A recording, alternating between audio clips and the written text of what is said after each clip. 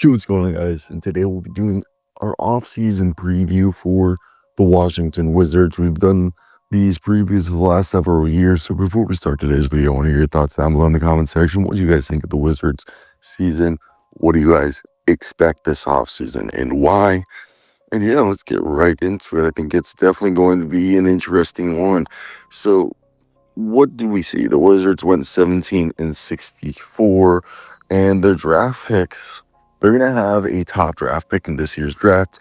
They also have the Grizzlies pick, and they have a second rounder through Phoenix. The draft order will be figured out, obviously when the lottery happens next month. Malcolm Brogdon is an unrestricted free agent. Khris Middleton has a player option that he's more than likely going to pick up. And Tristan Vukovic and JT Thor are both going to be restricted free agents. Now, we knew that this season was still the teardown phase for the Wizards. They had described it that they were still tearing it all down and that they were focusing on deconstructing and laying the foundation down for the upcoming future, which I think, again, with Brian Keefe being in his first season, he was able to establish somewhat of a culture or like a core that he wants a defense. And again, I've said this before, the Washington Wizards front office and even Brian Keefe are all ex-OKC Thunders. So the Wizard fans know that laying down the foundation is going to be coming with growing pains. The youngest team in the NBA when weighed by playing time, 7 players are 23 years or older, according to ESPN. And they endured 2 separate losing streaks of 17 games this year. But I think what we saw was second year, Bilal Coulibaly looked good. And even the rest of the roster, I've talked about this. I thought there was several dudes who were able to come out and provide some help that I think most people weren't expecting. A Wizard squad that, they were ranked 30th in offensive rating, 27th in defensive rating, and guys who played the most games. Bilal Coulibaly had 81 games played so far. Jordan Poole, Keyshawn George, Alex Sarr, Corey Kessler, and Justin Champagny, Bilal Coulibaly. My apologies, Bob Carrington played 81 games. Bilal Coulibaly so far has played 59. And those 7 dudes right there really were the main rotation. I wonder if Rashawn Holmes and stuff, because if we look at the salaries, so who are some guys that are still in the books for next year? Marcus Smart's an expiring.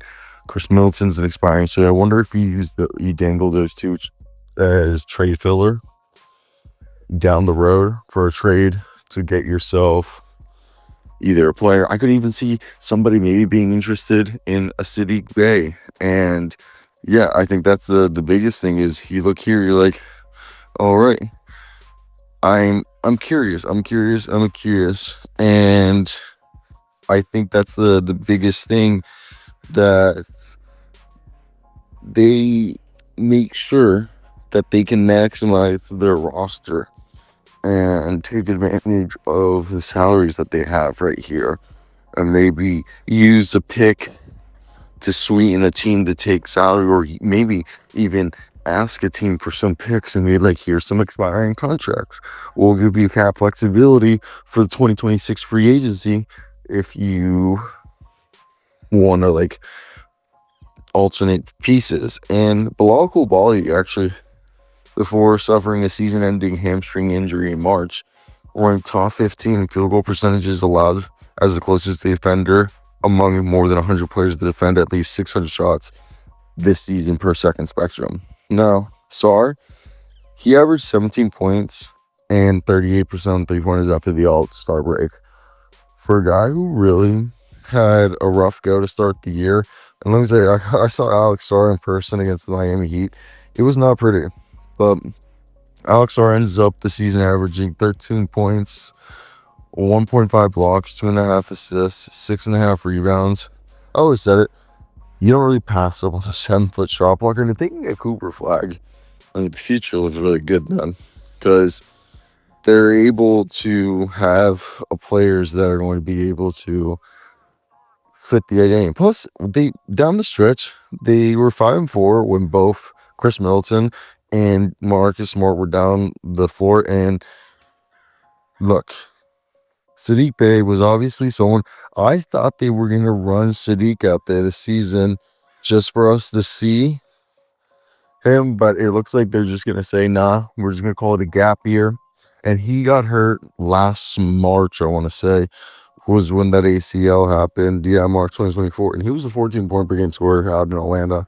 And just as his career, he was a guy who's always shown that he could be a borderline, not borderline, but like a good trash. No, I wouldn't say treasure area, but like 4th or 5th option. And having the two-way ability, obviously. The Wizards have the ability. Also, AJ Johnson's a bum. I don't like AJ Johnson. They had $20 million in non-guaranteed contracts between Rashawn Holmes, Justin Champagnie, Anthony Gill, and Colby Jones. I wouldn't be surprised if Colby Jones and Rashawn Holmes and Justin Champagnie are put in the deal. I think they love Justin Champagnie, but I would not be surprised if contending teams, again, Rashawn Holmes, another one, will trade for that salary and then cut him because he's an unguaranteed deal. So we expect that Anthony Gill is considered like a locker room guy. His contract's only 2.2 guaranteed in July, while Middleton has that June 29th opt-in date for his $33.3 million. So the Wizards will have the non-tax mid-level of 14.1 and the biannual of 5.1 million. Then the second round in the veteran minimum exceptions. As a result of the trades that they made, they have 3 trade exceptions, one of 9.9 million, one of 5.3, and finally another of 2.5 million. Again, I wouldn't be expecting them to go ahead and make like a big deal. It's, again, I think they're making deals if somebody's asking them to consolidate salary in exchange for one of their non-guaranteed deals or for one of their expiring deals for a team looking to create cap flexibility for the 2026 offseason or even this offseason. Now, we know the priority for this team moving forward is going to be, for the second straight year, this is a team that wants to collect draft picks and young players. I think Keyshawn George was someone that Bobby Marks wrote that they moved up last year, and they have the assets to move up in the draft if they want to. Now, they have 16 second-round picks, and including 2 in this year. So don't be surprised, as last year they were able to send the 51st pick and move up 2 slots and while swapping first rounders to get Keyshawn. So they're able to do that. And do they want the veterans? Will they be able to move the $70 million in expiring contracts with 15 of that being non-guaranteed and Rashawn Holmes, but the other being Middleton and Smart? We talked about that. And then Jordan Poole. He has a terrible contract, but Jordan Poole posted a career high in points, assists, steals, and 3-point field goal percentage.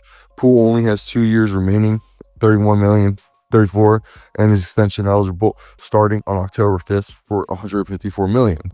So, I mean, Jordan Poole seems to be better. He's had his moments. I think nobody's going to be getting an extension. I think when you look at a team that was terrible offensively, they have some signs of life defensively. Let's get some rebounding. We need a rebounding big. We just need some perimeter shooting. And let's go from there. And I think that's fine. What are you guys' thoughts? It's fun. We're doing something right here.